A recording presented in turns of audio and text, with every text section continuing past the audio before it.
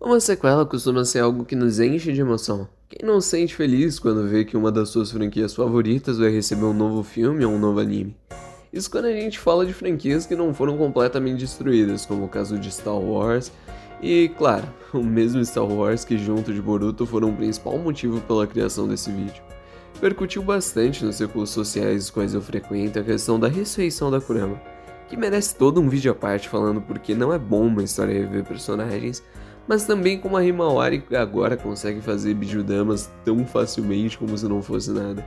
Cara, eu me pergunto aonde isso deixou de ser o anime de ninjas que eu costumava ver. この人たちはお互いを輸送できるでしょうか爪痕のように Fazer uma sequela talvez seja mais difícil que um escritor possa tentar fazer além de uma história sobre viagens no tempo que faça algum sentido e sem nenhum furo de roteiro. Isso porque normalmente as sequelas não costumam superar o original. Exemplo de Divertidamente 2, que é um bom filme, mas não supera o primeiro. Fazer uma sequela, e principalmente de uma boa obra, é um trabalho titânico, já que é importante você ser muito conhecedor a respeito da franquia que você está falando e respeitar todas as bases que foram estabelecidas para que não haja incoerências.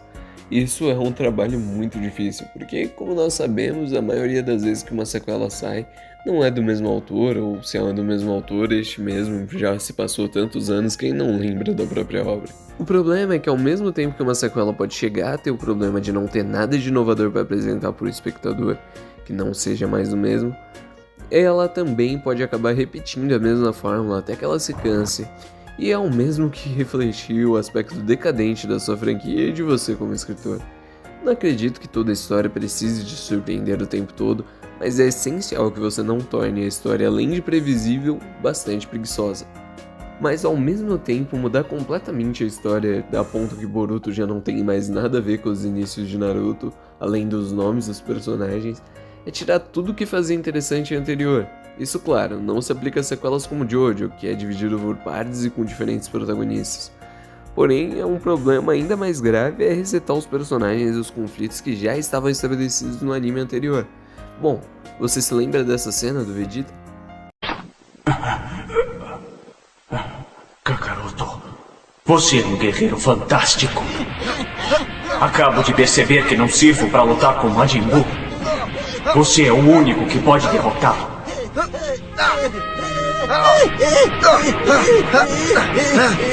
Antes, eu lutava para que todos se sujeitassem às minhas vontades por diversão.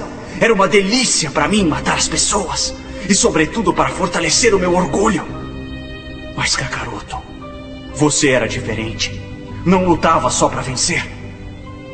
Sempre ultrapassou os limites das tuas forças para não perder de ninguém. Por isso, você nunca se atreveu a matar seus adversários. Eu sei, porque nunca se atreveu a me matar. Parece que finalmente compreendi que em meu coração existe um pouco do sentimento que os humanos têm. Não posso suportar a ideia de que existe um Saiyajin generoso que gosta de lutar. Você consegue, Kakaroto. Você é o melhor. Nessa cena, Vegeta admite que o Goku é o número 1, apenas para que em Dragon Ball Super ele voltasse a esse status quo de querer ser mais forte do que ele. Talvez uma versão mais realista seguindo o desenvolvimento do Vegeta seria ele do GT, que mesmo sendo um péssimo anime consegue apresentar um Vegeta que deixou de treinar para se dedicar inteiramente à sua família, porque o seu conflito de querer ser melhor do que o Goku já havia sido resolvido, não tinha mais o que fazer a respeito disso. O mesmo Dragon Ball Super que traz isso de volta é o mesmo Dragon Ball Super que abusa de outro dos problemas da sequela, que é muitas vezes fazer retcons que mudam ou dão explicações absurdas para as coisas que não precisavam de explicação em primeiro lugar. Um exemplo disso é o próprio Bleach Potara, que antes a fusão era eterna e agora, se você é mortal, a fusão dura apenas. Fazer uma sequela acima de tudo é também limitar o público por ela ser dependente da primeira obra por sua concepção para existir.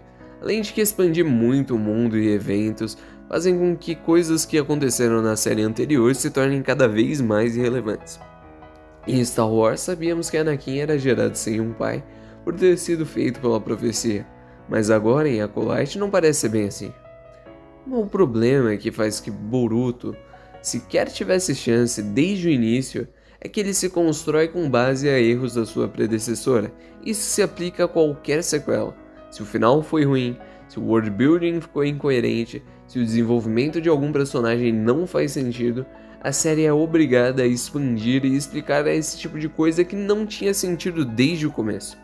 Quanto mais explicação você tenta dar para uma coisa absurda, mais sem sentido ela vai acabar sendo. Falando assim, parece que qualquer sequela é fadada a ser ruim, mas não.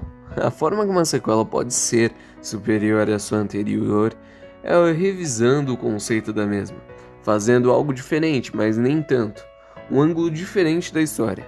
Ou quando o autor revisa sua própria obra e, após notar os pontos negativos e medianos da anterior, corrige eles ao ponto de elevar a obra de patamar. Mas Boruto não tenta nenhum dos dois. Boruto se expande nos erros de Naruto, não os corrige, só os piora. E é por isso que Boruto, desde o início, nunca teve nenhuma chance.